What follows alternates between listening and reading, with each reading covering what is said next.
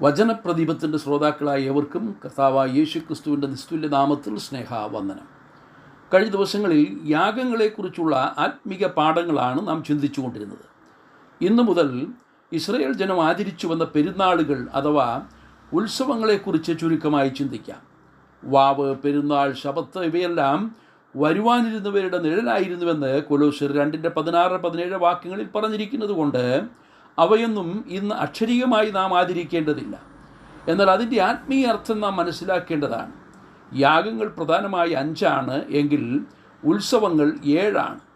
അവ യഥാക്രമം പെസഹ, പുളിപ്പില്ലാത്ത അപ്പത്തിൻ്റെ പെരുന്നാൾ, ആദ്യഫല പെരുന്നാൾ, പെന്തക്കോസ്ത് പെരുന്നാൾ, കാഹളധ്വനി പെരുന്നാൾ, മഹാപാപപരിഹാര പെരുന്നാൾ, കൂടാരപ്പെരുന്നാൾ എന്നിവയാണ്. ആബീബ് മാസം 14 പെസഹ പെരുന്നാളും തുടർന്ന് പുളിപ്പില്ലാത്ത അപ്പത്തിൻ്റെ പെരുന്നാളും ആദ്യഫല പെരുന്നാളും ആചരിക്കുന്നു. 4ാമത്തെ പെരുന്നാളായ പെന്തക്കോസ്ത് പെരുന്നാൾ 3-ാം മാസം 5-ാം തീയതിയാണ് ആചരിക്കേണ്ടത്. 7-ാം മാസം 1-ാം തീയതി കാഹളധ്വനി പെരുന്നാളും 10-ാം തീയതി മഹാപാപപരിഹാര പെരുന്നാളും ഒടുവിലായി 15-ാം തീയതി മുതൽ 7 ദിവസത്തേക്ക് കൂടാരപ്പെരുന്നാളും ആചരിക്കുന്നു. ഈ പെരുന്നാളുകൾ പുതിയ നിയമ വെളിച്ചത്തിൽ ചിന്തിക്കുമ്പോൾ ആദ്യ പെരുന്നാളായ പെസഹ യേശുക്രിസ്തു മൂലമുള്ള വീണ്ടെടുപ്പിനെയും, പുളിപ്പില്ലാത്ത അപ്പത്തിൻ്റെ പെരുന്നാൾ വീണ്ടെടുക്കപ്പെട്ടവർ ദൈവത്തിൻ്റെ വിശുദ്ധന്മാരാകിയാൽ വിശുദ്ധ ജീവിതം നയിക്കേണ്ടതിൻ്റെ ആവശ്യകതയെയും വ്യക്തമാക്കുന്നു. ആദ്യഫല പെരുന്നാൾ ഉയർത്തെഴുന്നേറ്റ ക്രിസ്തുവിനെയും, പെന്തക്കോസ്ത് പെരുന്നാൾ പരിശുദ്ധാത്മാവിനാൽ രൂപീകൃതമായ ദൈവസഭയെയും കുറിക്കുന്നു. കാഹളധ്വനി പെരുന്നാൾ കർത്താവിൻ്റെ പുനരാഗമനത്തിലൂടെ വിശുദ്ധന്മാർ കർത്താവിൻ്റെ സവിധത്തിലേക്ക് എടുക്കപ്പെടുന്നതിനെയും, മഹാപാപപരിഹാര പെരുന്നാൾ അതേ തുടർന്ന് ഇസ്രായേലിന് ലഭിക്കാൻ പോകുന്ന സ്വസ്ഥതയെയും അവരുടെ യഥാസ്ഥാപനത്തെയും കുറിക്കുന്നു. കൂടാരപ്പെരുന്നാൾ ദൈവജനത്തിൽ ലഭിക്കുവാൻ പോകുന്ന നിത്യസ്വസ്ഥതയെ വ്യക്തമാക്കുന്നതാണ്. ചുരുക്കത്തിൽ പുതിയ നിയമ സത്യങ്ങൾ മുഴുവൻ ഈ 7 പെരുന്നാളുകളിലൂടെ ദൈവാത്മാവ് നമുക്ക് വെളിപ്പെടുത്തുന്നിരിക്കും. അതിനാൽ ഈ പെരുന്നാളുകളെക്കുറിച്ചുള്ള പഠനം എത്രയും പ്രാധാന്യമർഹിക്കേണ്ടതാണ്. ലേവ്യ പുസ്തകം 23-ാം അധ്യായം മുഴുവൻ ഈ പെരുന്നാളുകളെക്കുറിച്ച് പ്രതിപാദിച്ചിരിക്കുന്നു. പെസഹ പെരുന്നാളിനെക്കുറിച്ച് വിശദമായി പറഞ്ഞിരിക്കുന്നത് പുറപ്പാട് പുസ്തകം 12-ാം അധ്യായത്തിലാണ്. ഇസ്രായേൽ ജനം മിസ്രയീമിൽ അടിമകളായിരുന്നു എന്ന് നമുക്കറിയാം. അവർ മിസ്രയീമിൽ അനുഭവിച്ച കഷ്ടങ്ങൾ വർണ്ണനാതീതമാണ്. ദൈവം അവരുടെ കഷ്ടതകൾ കണ്ടു. അവരുടെ നിലവിളികൾ സ്വർഗത്തിലേക്കുയർന്നു. അവരെ വീണ്ടെടുക്കുവാനുള്ള സ്വർഗീയ പദ്ധതി മോശയിലൂടെ ദൈവം രൂപപ്പെടുത്തുകയായിരുന്നു. ദൈവത്തിൻ്റെ അരുളപ്പാടനുസരിച്ച് മോശ ഫറവോനോട് ഇസ്രായേലിനെ വിട്ടയക്കുവാൻ ആവശ്യപ്പെട്ടെങ്കിലും അതിന് മനസ്സില്ലാതെ ഹൃദയം കഠിനപ്പെടുത്തുകയാണ് ഉണ്ടായത്. 10 ബാധകൾ ഒന്നിനു പുറകെ ഒന്നായി ദൈവം മിസ്രയീമിലേക്ക് അയച്ചു. ആദ്യത്തെ 9 ബാധകളിലും ഫറവോൻ തൻ്റെ ഹൃദയം കഠിനപ്പെടുത്തിയെങ്കിലും 10ാമത്തെ ബാധയായ കടിഞ്ഞൂൽ സംഹാരത്തിലൂടെ ഇസ്രായേലിനെ വിട്ടയക്കുവാനുള്ള അനുവാദം ഫറവോൻ നൽകി. അതും മനസ്സില്ലാ മനസ്സോടെയായിരുന്നു. മിസ്രയീമ്യ ഭവനങ്ങളിൽ കടിഞ്ഞൂൽ സംഹാരം നടക്കുമ്പോൾ ഇസ്രായേലിലെ ഭവനങ്ങളിൽ ഒരു കുഞ്ഞാട് അറുക്കപ്പെടുകയായിരുന്നു.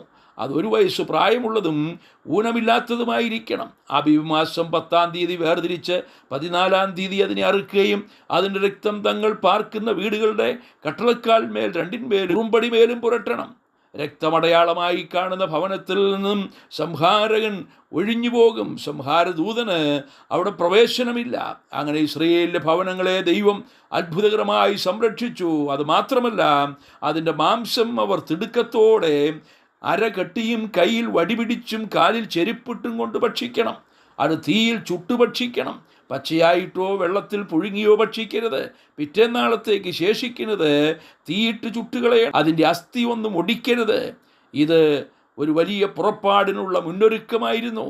അറുക്കപ്പെട്ട കുഞ്ഞാടിൻ്റെ രക്തം ഇസ്രായേലിൻ്റെ വീണ്ടെടുപ്പിന് മുഖാന്തരമായെങ്കിൽ പ്രിയരെ, നമ്മുടെ കർത്താവായ യേശു ക്രിസ്തു പെസഹ കുഞ്ഞാടും അറുക്കപ്പെട്ടിരിക്കുന്നു. യാതൊരു ഊനവുമില്ലാത്ത കുഞ്ഞാടായ ക്രിസ്തു നമുക്ക് വേണ്ടി യാഗമായി തീർന്നു. അപ്പോസ്തലനായ പത്രോസ് പറയുന്നത്, നിങ്ങളെ വീണ്ടെടുത്തിരിക്കുന്നത് പൊന്ന്, വെള്ളി മുതലായി അഴിഞ്ഞു പോകുന്ന വസ്തുക്കളെ കൊണ്ടല്ല, യേശു ക്രിസ്തു എന്ന നിർദോഷവും നിഷ്കളങ്കവുമായ ദൈവ കുഞ്ഞാടിൻ്റെ വിലയേറിയ രക്തത്താലത്രേ.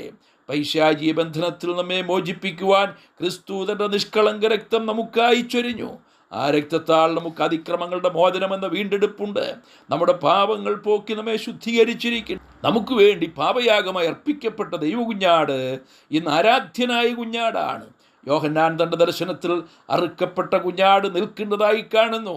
കർത്താവ് നമ്മുടെ പാപങ്ങളുടെ പരിഹാരത്തിനായി ഒരിക്കൽ അർപ്പിക്കപ്പെട്ടുവെങ്കിലും ഉയർത്തെഴുന്നേറ്റ് ഇന്നും നമുക്കായി ജീവിക്കുന്നു. സർവ്വഗോത്രത്തിലും ഭാഷയിലും വംശത്തിലും ജാതിയിലുമുള്ളവർ ഈ കർത്താവിൻ്റെ മഹത്വം പ്രകീർത്തിക്കുന്നു. നമുക്കും മഹോന്നതനായ കർത്താവിന് സർവമഹത്വം അർപ്പിക്കാം. കർത്താവിൻ്റെ നാമം മഹത്വപ്പെടുമാറാകട്ടെ. സ്വർഗീയ പിതാവേ, ഞങ്ങളുടെ പാപങ്ങളുടെ പരിഹാരത്തിനായി അവിടുന്ന് അറുക്കപ്പെട്ട കുഞ്ഞാടായി തീർന്നത് കൊണ്ട് സ്തോത്രം. നമ്മുടെ പെസഹ കുഞ്ഞാടും അറുക്കപ്പെട്ടിരിക്കുന്നു, ക്രിസ്തു തന്നെ. ആ കുഞ്ഞാടിൻ്റെ രക്തത്താൽ ഞങ്ങളെ വീണ്ടെടുത്തത് കൊണ്ട് സ്തോത്രം. ഞങ്ങളുടെ പാപങ്ങൾ പോക്കി ഞങ്ങളെ ശുദ്ധീകരിച്ചത് കൊണ്ട് സ്തോത്രം. ഒരിക്കൽ അറുക്കപ്പെട്ടവനെങ്കിലും അവിടുന്ന് ഉയർത്തെഴുന്നേറ്റ് ഞങ്ങൾക്കായി ജീവിക്കുന്നത് കൊണ്ട് സ്തോത്രം. അവിടുന്ന് സർവ്വമഹത്വത്തിനും യോഗ്യനായിരിക്കിയാൽ കർത്താവേ, ഞങ്ങൾ അങ്ങേക്ക് എല്ലാ മഹത്വം അർപ്പിക്കുന്നു. ക്രിസ്തുയേശുവിൻ്റെ ധന്യമായ നാമത്തിൽ തന്നെ. ആമേൻ.